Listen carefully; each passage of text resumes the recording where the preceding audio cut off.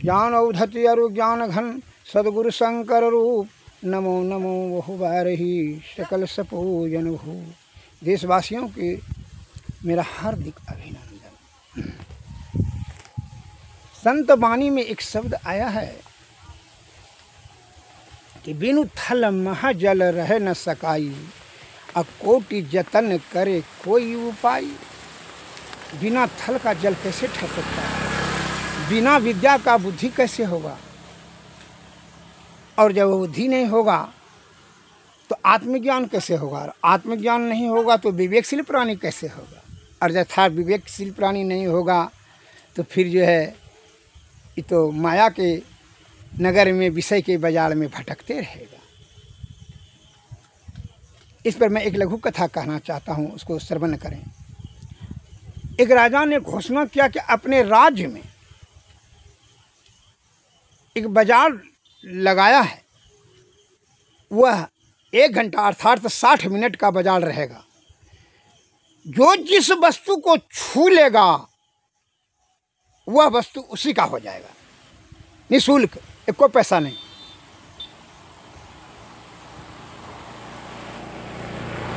तो यह राज्य में सभी जनता को भाई ये बात का जानकारी हो गया। तो सब जनता जो है कुछ न कुछ प्राप्ति करने हेतु राजा साहब के बाजार में आए। शर्त था कि 60 मिनट अर्थात 1 घंटा ही समय दिया जाएगा, उससे अधिक नहीं दिया जाएगा समय।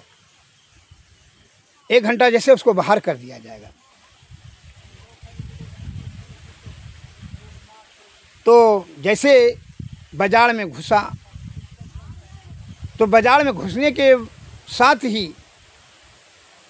अंदाज पहले जो है 15 मिनट तो उसको अंदाज लगाने में ही लग गया कि कहाँ कहाँ कौन वस्तु कहाँ कहाँ है। सोना किधर है, खूबसूरती स्त्री किधर है, बदसूरती किधर, घोड़ा कहाँ है, चांदी कहाँ है, लोहा कहाँ है,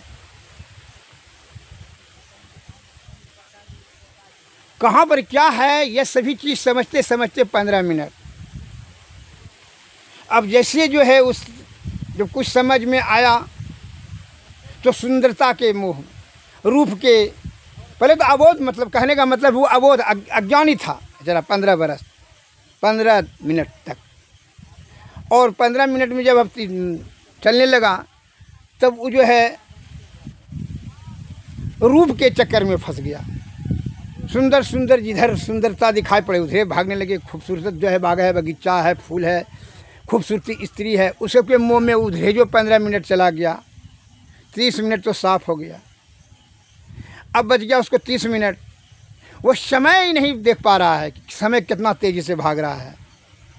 अब सोना चांदी हीरा मोती के चमक धगमग में 15 मिनट उसमें बीत गया। अब उसको क्या हुआ कि बच गया अब तो 15 मिनट के अंतर्गत में अब क्या सोचेगा।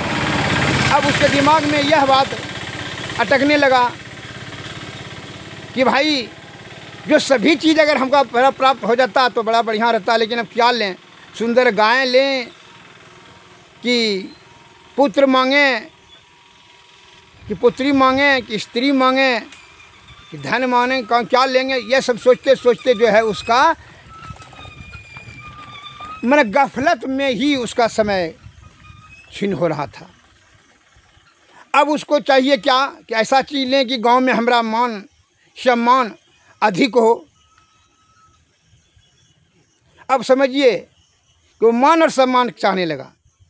उसके भाव में यह समय उसका कट रहा है कि क्या चीज़ ले जाएं जो कि गांव में हम प्रतिष्ठित हो जाएं, प्रतिष्ठावान हो जाएं, बड़ाई हो, प्रशंसा हो। यह सोचते सोचते तब जो है उसका समय बहुत कम रह गया। अब सोचें, मन में आया विचार कि समय तो अब बहुत कम है। इतना सोचते सोचते कि जो है कि अब रजे को हम प्राप्त कर लेते तो सब चीज़ हो जाता। तो राजा कहाँ पर है बैठे हुए इस बात का ज्ञान ही उनको नहीं मिला। कहीं पता तो ब्लास्ट में लगा रहा है, समय बहुत क्षण भर बच गया था, 2-4-5 सेकंड। तो अब क्या हुआ, इतने में उसका सोचते सोचते राजा कहाँ है, राजा कहाँ है, राजे को जा कर के हम पकड़ें छुएं जो उसी को प्राप्त कर लें। इतना सोचते सोचते ही उसका 1 घंटा समय बीत गया। और जब 1 घंटा समय बीत गया तो क्या राजा का सिपाही ने उसको वहीं से पकड़ कर के बाहर कर दिया। अर्थात कहने का तात्पर्य है कि मनुष्य की आयु प्रकृति ने सीमित दायरे में दी है। मान लीजिए कि 60 वर्ष दिया है तो 15 वर्ष तो अबोध अवस्था में चला जाता है, 15 वर्ष तो स्त्री के चक्कर में, फिर जो है 15 वर्ष तो क्या होता है धन धान्य को संचय करने में, और फिर जो है फिर माया के संबंधन में कड़ा रूप से पारिवारिक बंधन हो जाता है, पोता हुआ, पोती हुआ, नाती हुआ, एवं प्रकार से जो है विषयासक्ता। अब जो है लास्ट समय में वह मान खोजता है कि हमको सभी परिवार मिल करके मान सम्मान करे, हमारा आदर दे,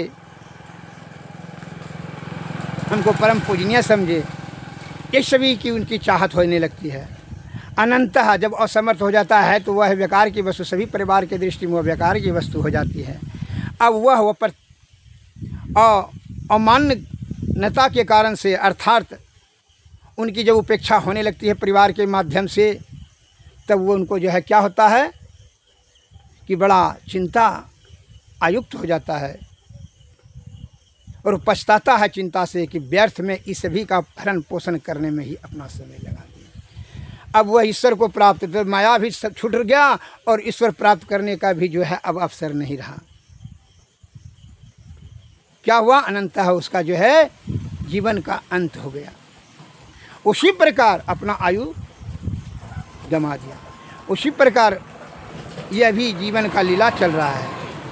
इसीलिए हमारे गुरु महाराज ने कहा है कि क्या सोबत गफलत के मारे, जाग जाग मन जाग रे, अंत का होगा संग ना चल कऊ तेरे रे, ये धन धाम कुटुंब कबीला, सब स्वार्थ के चेरे रे, तन मन सुख ना सुख तेरो, आत्म सुख निज तेरे रे, विविध।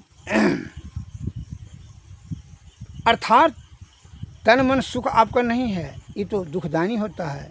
आत्मा का सुख ही परम सुख है, और आत्मा का सुख, आत्मा तभी सुखी रहेगा जो परमात्मा की प्राप्ति होगा। और परमात्मा की प्राप्ति यह गफलत में ही अपना समय, यह परिवार के विषय आसक्त होकर के अपना समय जो है आयु को छीन कर देता।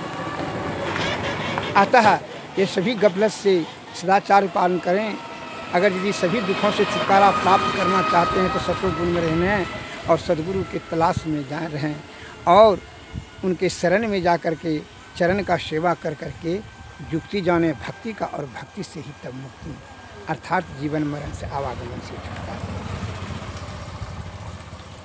जिन सज्जन को और आयुर्वेद के बारे में किसी प्रकार का कोई भी चिकित्सा संबंधी जानकारी प्राप्त करने का इच्छा हो, आप हमसे संपर्क साधें। मैं वैद्यराज आपका निरंतर 40 वर्षों से आयुर्वेद जड़ी बूटी और भस्म प्रकरण से सेवा कर रहा हूँ और करता रहूँगा। हम अपने चैनल पर आपको प्रत्येक रोग के बारे में बताते जा रहे हैं, उसको श्रवण कर करके अपने से औषधि लाभें और सेवन करें, यही हमारी हार्दिक इच्छा है। और यहाँ कुछ ना लेकर के आए हैं, ना कुछ लेकर के जाएंगे। जय भारत, जय।